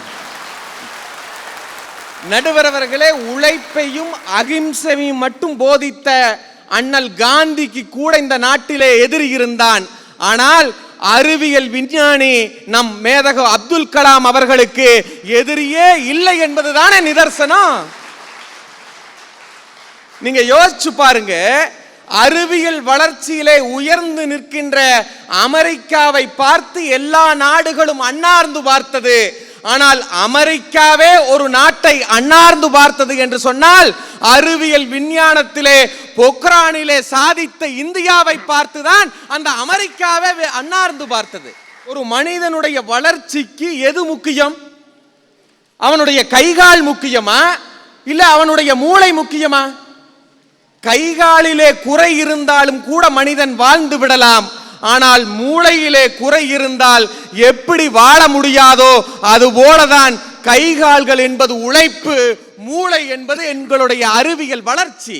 நான் இன்னும் யதார்த்தமா கேட்கறேங்க, ஒரு பொக்லைன் மிஷின் தோன்ற குழிய இவங்க 3 பேர்த்தையும் தோண்ட சொன்னோம்னா இந்த பிறவியில் இல்ல அடுத்த பிறவியில வந்து தோண்டிட்டு இருப்பாங்க. இங்க வந்துட்டு என்ன பேசுறீங்கன்னு எனக்கு தெரியாது, வந்துட்டு பேசுறாங்க அறிவியல் வளர்ச்சியே வேண்டான்னு. என்ன ஒருத்தர் கேட்டான், நடுவர் அவர்களே, ஆமா உங்க பட்டிமன்றம் எல்லாம் வெளிநாட்டுல நடக்காதா, மற்ற பட்டிமன்றம் எல்லாம் வெளிநாட்டுல நடக்குதேன்னு கேட்டாங்க. நான் சொன்னேன், அறிவியல் வளர்ச்சி இருந்தால் வெளிநாட்டுல மட்டும் இல்ல வெளி கண்டத்துல மட்டும் இல்ல வேற்று கிரகத்திலையும் கூட எங்களுடைய பட்டிமன்றம் நடக்கும். வேணும்னா பாரு, இன்னும் 2 வருஷத்துல எங்களுடைய கலைஞர் தொலைக்காட்சி பட்டிமன்றம் நிலவுல நடந்தாலும் நடக்கலாம், அதுக்கு வாய்ப்பு இருக்குதுன்னு சொன்னேன். ஆனா அதுலயும் நீங்க தான் நடுவர், நான் தான் பேச்சாளர், மறந்துடாதீங்க. இருந்தாலும் சொல்ற, இவங்க 3 பேரும் அந்த வேற்று கிரகத்தில் உட்கார்ந்து பேந்த முழிச்சுட்டு உட்கார போறாங்க. இவங்க 3 பேரும் என்ன, நான் செவ்வாய் கிரகத்துக்கே பட்டிமன்றம் போனாலும் நான் உன்னைய சமமாக தான் உட்கார வச்சிருப்பேன். நான் மேலேயும் மற்றவங்களை ஒரு 15 அடி கீழேயும் உட்கார வைக்கவே மாட்டேன். நீ கவலையே படாது, எந்த கிரகத்தில் உட்கார்ந்தாலும் நம்ம சமமாக தான் உட்கார்ந்துருப்போம். நடுவர்கள், அதுதான் அந்த அறிவாலயம், அதுதான் அறிவியல் வளர்ச்சி. அறிவாலயம் என்னைக்குமே சமமாகத்தான் பார்க்கும். உங்களுடைய பொய்யான உழைப்புத்தான் இந்த வேறுபாடுகளை பார்க்கும். அவர் சொன்னார், வெறும் வாயிலே உழைப்பு உழைப்பு என்று வெறும் வாயிலே அரட்டை அடித்த விஜயகுமார் சொன்னார், உங்களுடைய அறிவியல் வளர்ச்சி எல்லாம் அழகான இருந்த மண்ணை மலடையாக்கி விட்டதே என்று சொன்னார். நான் சொல்லுகிறேன், மண்ணை மலடையாக்கியது என்பது உங்கள் குற்றச்சாட்டு. ஆனால் மலடையாக இருந்த பெண்ணை எங்களுடைய விஞ்ஞானம் மனுஷியாக்கி இருக்கிறதே என்பதை நீங்கள் புரிந்து கொள்ள வேண்டும். மணியாடுறக்காக மணியாடுற வருன்னு 10 நாள் காத்திருந்த அந்த போஸ்ட்மேன் கொண்டு வந்த காலம் போய் இன்னைக்கு பேங்க்ல மணி டிரான்ஸ்ஃபர்னு 10 செகண்ட்ல பணம் வாங்குறது உங்களுக்கு தெரியுமா? இல்ல ஜெராக்ஸ் எடுக்கணும்னு சொன்னா வீட்டில் இருக்கிற அத்தனை பேரும் 10 பேப்பர் எடுத்து பிரதி எழுதின காலம். அதுக்கப்புறம் கார்பன் பேப்பர் வந்தது, 4 கார்பன் பேப்பர் வச்சு எழுதுவோம், அதுல கடைசி பேப்பர் ஒண்ணுமே புரியாது. ஆனா இன்னைக்கு ஜெராக்ஸ்ங்கிற ஒரு மிஷின் வந்திருக்குது. ஒரு காப்பி அல்ல, 100 காப்பி அல்ல, 1000 காப்பியை நொடியிலே எடுக்கக்கூடிய அறிவு இங்க வந்திருக்குன்னா நீங்க யோசிச்சு பார்க்கணும். நான் இன்னும் எளிமையா சொல்லட்டுமா? படக்கு படக்கு படக்குன்னு தமிழ்நாட்டில் தரையில் ஓடிய ரயில் இன்னைக்கு பறக்கும் ரயிலாக மாறி இருக்கிறது என்று சொன்னால் எங்கள் அறிவியல் வளர்ச்சி தான் காரணமே தவிர உங்களுடைய உழைப்பு தெரியுமா? நான் கேட்கிறேன் சார். என்ன வித்தியாசம்னா 2 பேத்துக்கும் பார்க்கின்ற பார்வையிலே வித்தியாசம். எங்கள் அறிவியல் வளர்ச்சியிலே எல்லோருக்கும் வாகன வசதி கிடைத்து விட்டது என்று நாங்கள் சொல்லுகிறோம். அவர்கள் ரோட்டிலே டிராபிக் ஜாம் ஆகிறது என்று அவர்கள் சொல்லுகிறார்கள். வீட்டிலே பெண்களுக்கு பேருதவியாக இருக்கிறது என்று நாங்கள் சொல்லுகிறோம். அவர் பெண்கள் எல்லாம் சோம்பேறிகளாகி விட்டார்கள் என்று அவர்கள் சொல்லுகிறார்கள். ஏழைகளுக்கும் உணவு கிடைத்து விட்டது என்று நாங்கள் சொல்லுகிறோம். அவர்கள் சொல்லுகிறார்கள் சாப்பாடு விஷமாயிருச்சுன்னு சொல்றாங்க. நாங்கள் சூரிய ஒளியிலே மின்சாரம் எடுக்கிறோம் என்று சொல்லுகிறோம். அவர்கள் உலகம் வெப்பமயமாகிவிட்டது என்று சொல்லுகிறார்கள். நாங்கள் சொல்லுகிறோம் அவர்கள் டிவியும் செல்லிலுமே இந்த சமுதாயம் பொழுதுபோக்கி கொண்டிருக்கிறது என்று அவர்கள் சொல்லுகிறார்கள். நான் சொல்லுகிறேன் எங்கள் டிவியும் செல்போனும் இந்த சமுதாயத்திலே பழுது பார்க்கிறது என்று நாங்கள் சொல்லுகிறோம். நீங்கள் சிந்தித்து பாருங்கள். ஒரே ஒரு செய்தியோடு நான் நிறைவு செய்கிறேன். ஒரு மிகப்பெரிய பணக்காரர் இறந்து விடுகிறார். அவர் இறந்து 3வது நாள் ஈமக்கிரகு காரியத்திலே அந்த பணக்காரருடைய மகன் சொல்லுகிறார், அவர் இறந்த அதே பக்கத்து புதைகுழிக்கு பக்கத்திலே 30 லட்சம் பெருமானம் உள்ள அவர் உபயோகித்த காரை புதைக்கிறேன் என்று சொல்லுகிறார். அந்த ஊர் மக்கள் எல்லாம் சொல்லுகிறார்கள், உனக்கு என்ன பைத்தியமா பிடிச்சிருச்சு 30 லட்சம் ரூபாய் காரை புதைக்கிறியங்கிறாங்க. இன்னொருத்தர் சொல்றாங்க, ஏப்பா பணத்திமிரு இருந்தா உனக்கு இப்படி இருக்கலாமாங்கிறாங்க. இன்னொருத்தர் சொல்றாங்க, ஏயா ஏழை எளிவனுக்கு தர்மம் செஞ்சாலும் கூட புண்ணியமாகுமே, நீ புதைக்கிறியேங்கிறாங்க. 3வது நாள் காரியம் வருகிறது, குழி தோண்டப்படுகிறது. ஊர் மக்கள் எல்லாம் பார்க்கின்ற பொழுது அவர் சொல்லுகிறார், 30 லட்சம் ரூபாய் காரை புதைப்பதற்கே நீங்கள் இவ்வளவு வேதனைப்படுகிறீர்களே, விலை மதிப்பற்ற உங்களுடைய உடல் உறுப்புகளை யாருக்கும் பயனில்லாமல் புதைக்கிறீர்களே என்று அவர் நம்மளுடைய சமுட்டி அடியாக அறிவியல் பூர்வமாக கேட்கிறார் என்று சொன்னால், அறிவியல் வளர்ச்சி இந்த சமுதாயத்துக்கு பயன்பட்டு கொண்டுதான் இருக்கிறது. நான் ஒன்றை மட்டும் சொல்லுகிறேன், உழைப்பாளிகளை இந்த உழைப்பாளர் தினத்திலே நான் குறை சொல்ல வரவில்லை. உழைப்பாளிகள் கடவுளுக்கு சமமானவர்கள், உழைப்பாளிகள் கடவுளுக்கு சமமானவர்கள். ஆனால் எங்கள் அறிவியல் கடவுளுக்கு மேலானது. எப்படி சொல்லட்டுமா? கடலை படைத்தான் கடவுள், கடலை படைத்தான் கடவுள், ஆனால் அதில் கப்பலை விட்டான் எங்களுடைய அறிவாளி. விண்ணை படைத்தான் கடவுள், அதை விமானத்தை விட்டான் எங்களுடைய அறிவாளி. உழைப்பது உங்கள் வேலை, உழைப்பது உங்கள் வேலை. உழைப்பதற்கு வேலையை உருவாக்குவது எங்கள் அறிவியலின் வேலை. நன்றி, வணக்கம். அறிவியல் வளர்ச்சியா மனித உழைப்பா முடிவு பண்ணான ஒரு கேள்வி கேட்டேன். ஒரு 3 பேரை உட்கார வச்சு 2 பேர் உங்களை வேகமாக துரத்திட்டு வர்றேன். அடுத்து ஒரு பெரிய பள்ளம், எப்படா தப்பிப்பீங்கன்னு கேட்டேன். ஒருத்தன் சொன்னான், பேசாமல் உளுந்து செத்துற வேண்டியதுதான் ஒருத்தன் பதில். இன்னொருத்தன் ஓடி பார்ப்பேன், பள்ளம் நெருங்கணுன்னு 2 பேர் கால்லையும் விழுந்துருவேன். விழுந்து ஐயா என்னை என்ன வேணாலும் செஞ்சுக்க, உயிரோடு மட்டும் விட்டுரு அப்படின்னு மன்னிப்பு கேட்டு பொழைச்சிக்கிருவேங்கிறான். 3வது ஆள் சொல்கிறேன், நிப்பாட்டி terms பேசிடுவேன். 1C 50L 2C 3C அப்படின்ட்டு அவன்கிட்ட பணத்தில் அவனை வாங்கிடுவேன், நான் பிரச்சனையை சமாளிச்சிருவேன்னா. யார்? 3வது ஆள். இன்னொருத்தன் சொன்னான், டே என்னடா எதிர்த்து வர்றான்ல, பக்கத்தில் பள்ளம், அடுத்து சாக போகிறோம்னு தெரிஞ்சிருது, திரும்ப நின்று அந்த 2 பேரை எதிர்த்து போராடி வெற்றி பெற்றா உயிரோடு இருப்பான், இல்லாட்டி போராடி செத்து போவோம்டா, அவன் தான்டா மனுஷன். அந்த போருக்கு துணிஞ்சு தான் திரும்பி வந்து அவன்கிட்ட சண்டை போன்னு நிற்கிறான் பார், அதுதான் மனித வாழ்க்கை அதுதான் இந்த யார் போராடுவதற்கு தயாராக இருக்கானோ அவனால தான் வாழ முடியும். ஒரு இடத்துல ஒரு தெருவில் தீ பிடிச்சிருச்சு, எலக்ட்ரிக் ஃபயர். தீ பிடிச்சி எல்லாம் எரியுது, கத்துறான், ஐயோ வீடெல்லாம் எரியுது, அப்பா நிறைய பேர் சாகிறாங்க, அம்மா அம்மா அம்மா அம்மா அம்மான்னு எல்லாம் கத்துறாங்க. அப்போ ஒரு இபி இன்ஜினியர் வர்றார். இது எலக்ட்ரிக் ஃபயரு, அதை கட் பண்ணணும்னா சீஃப் இன்ஜினியர்கிட்ட பெர்மிஷன் வாங்கினேன். 100 வீடு எரிஞ்சிக்கிட்டு இருக்குடா. இல்லை, சீஃப் இன்ஜினியர்கிட்ட பெர்மிஷன் வாங்காமல் அதை கட் பண்ண முடியாதுங்க. மண்டல மூளை இருக்கா? இங்கே பாரு 2000 வீடு எரிஞ்சிக்கிட்டு இருக்கு. No no no, chief engineer தூங்கிக்கிட்டு இருக்காரு.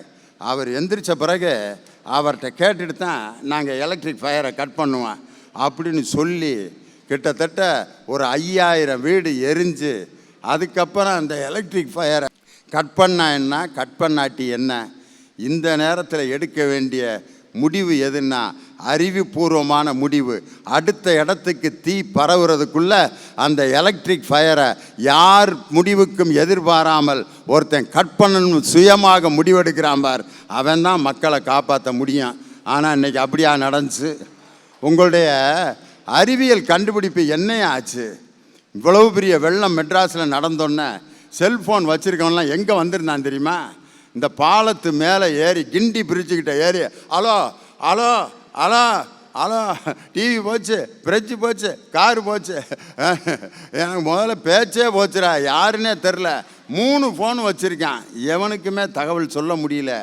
வீட்டில் ஏன்னா ஐஃபோனை நேருக்கு நேர் பார்த்து பேசுகிறது, அதை எடுத்துகிட்டு ஒருத்தன் பாலத்தில் மாமனும் இல்லை ஒன்றும் இல்லை, கருப்பாக தெரியுது. அத்தனை அறிவியல் கண்டுபிடிப்புகளும் தோல்வி அடைந்தன. அந்த தண்ணிக்குள்ளே மூழ்க போகிற நேரத்தில் கையை பிடிச்சி ஒருத்தன் தூக்கி அவனை காப்பாற்றினான் பார், உழைப்பாளி, அவன்தாயா ஜெயிச்சான். 1000 அறிவியல் கண்டுபிடிப்புகள் ஒரு மனித உயிரை காப்பாற்ற முடிஞ்சா? கண்கூட பார்த்தமையா அந்த உதாரணத்தை. பயங்கரமான விலங்குகள்லாம் பாருங்கள் காட்டில் தான் இருக்கும். சிங்கம், புலி, கரடி, காண்டாமிருகம் எல்லாம் எங்கே இருக்கேன்? காட்டுக்குள்ளே தான் இருக்கேன். அதை யாராவது வீட்டில் வச்சு வளர்க்குறானா? நான் ஒரு 3 சிங்கம் வளர்த்துக்கிட்டு இருக்கேனுங்க அப்படின்னு யாராவது சொல்கிறானா? யானையை வச்சு வளர்க்குறானா? காண்டாமிருகத்தை வளர்க்குறானா? இல்லை, ஆடு மாடுகள் தான் நம்மளோட கூட இருக்குது. சிங்கம், புலி, கரடியை தூரத்தில் வச்சு வேடிக்கை பார்க்கலாம், அதோடு அதை தூக்கி போட்டுறேன்னு வேடிக்கை பார்த்துட்டு இப்படி காசை விண்டியலில் போடுற மாதிரி போட்டுட்டு வந்துடணும்.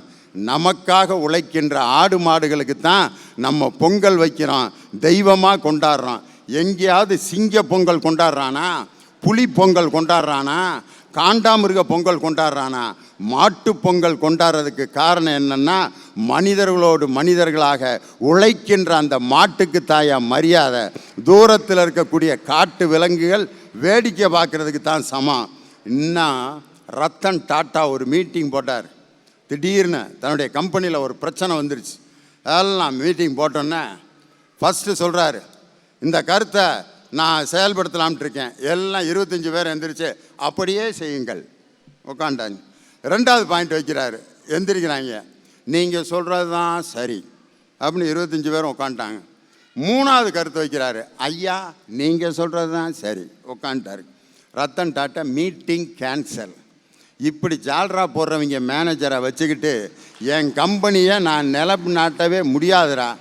நான் ஒரு கருத்து சொன்னால் உங்களுடைய சொந்த கருத்தை நீங்கள் சொல்லணும்னு தான் உங்களையெல்லாம் வேலைக்கு வச்சேனே ஒழிய ஆமாம் ஆமாம் ஆமாம் அப்படின்ட்டு உங்கள் முன்னால் இருக்க மேஜையை லொட்டு லொட்டு லொட்டுன்னு தட்டுறதுக்கு உங்களுக்கு நான் சம்பளம் கொடுக்கலடான்.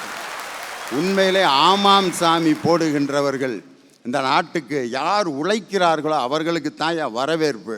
சாதாரணமாக சொல்லுவான், உழைக்காமல் பெற்ற ஊதியம் விளங்காது, வழியில்லாமல் பெற்ற குழந்தை சுவைக்காது, நோகாமல் நோண்டி தின்ன நொங்கு டேஸ்ட்டாக இருக்காது. அதுதான் நம்பால் சொல்கிறான், நோகாமல் நொங்கு தின்றவன்டாவேன் அப்படிமா. அது எப்படின்னா, நொங்கு வேணும்னா பனை மரத்தில் ஏறி அதை வெட்டி அதை செதுக்கி அதுக்கப்புறம் அதை சாப்பிடும்போது இருக்க சுகம் இருக்குது பார்த்தீங்களா. உழைத்து கிடைக்கின்ற பொருள் தருகின்ற மகிழ்ச்சியே தனி. அதனால தான் அறிவியல் வளர்ச்சிங்கிறது ஒரு மனிதன் அறிவை பயன்படுத்த நமது வாழ்க்கையினுடைய வசதிகள் பெருகுது. இன்றைக்கி சாதாரண ஓட்டு வீட்டில் இருந்தோம், இன்றைக்கி அப்பார்ட்மெண்ட்டில் குடியிருக்கிறோம். சாதாரண காரில் போய்கிட்டு இருந்தோம், இன்றைக்கி மிகப்பெரிய வசதியுள்ள காரில் போகிறான். சாதாரண டூரிங் தேட்டரில் மணலை குமிச்சு உட்காந்து படம் பார்த்தான். இன்றைக்கி பார்த்தீங்கன்னா ஏசி தேட்டர், இது ஃபோனில் டிக்கெட் புக் பண்ணிவிட்டு அப்படி காமிக்கிறான், 7 டிக்கெட் போகிறாங்க உட்காடுறாங்க. முன்னெல்லாம் நம்ம ஒரு டிக்கெட் எடுக்கிறதுக்கு முன்னால் இருக்க மூஞ்சி மேலே ஏறி நடந்து உள்ளே போய் மொதல் டிக்கெட்ரா அப்படின்னு வாங்கி வேர்த்து சட்டையெல்லாம் கிழிஞ்சு தீபாவளி அன்னைக்கு அந்த ஷோ பார்த்துட்டு வருவேன். இன்றைக்கெல்லாம் பார்த்தீங்கன்னா சர்வசாதாரணமாக ஒரு அறிவியல் வளர்ச்சிங்கிறது நமக்கு மன மகிழ்ச்சியை கொடுக்குது, வசதிகளை பெருக்குது. எந்த இடத்துல அறிவியலும் உழைப்பும் வேறுபடுதுன்னு நினைக்கிறீங்க? உழைக்காமல் ஒருத்தன் சாப்பிடணும்னு நினைக்கிறவன் தான் கடவுளுக்கிட்டையும் ஜோசியத்துக்கிட்டையும் போவான். யார் உழைப்பை முழுமையாக நம்புகிறார்களோ அவனைத்தான் கடவுள் தேடி அவனிடம் வருவார் என்பது நான் சொல்லலை, விவேகானந்தர் சொன்னது. உழைக்க மனமில்லாதவன் கடவுளையும் ஜோசியத்தையும் தேடுவான், ஆனால் முழுமையாக உழைப்பவனை இறைவனே தேடி வருவார். எனவே அறிவியல் வளர்ச்சி வெளி தோற்றத்திற்கு நமக்கு மகிழ்ச்சியை கொடுக்குமே ஒழிய ஒரு சமுதாயம் முன்னேற வளர்ச்சியடைய, அகத்திலும் புறத்திலும் வளர்ச்சியடைய அறிவியல் வளர்ச்சி மட்டும் பத்தாது, மனித உழைப்பு தான் ஒரு சமுதாயத்தின் வளர்ச்சியை தீர்மானிக்கும் என்று சொல்லி உழைப்பாளர்களின் தினமான இந்த மே 1ஆம் தேதி என்னுடைய உழைப்பாளர்களுக்கு உழைப்பாளர் தின வாழ்த்துக்களை சொல்லி உங்களிடமிருந்து விடைபெறுகிறேன். நன்றி, வணக்கம்.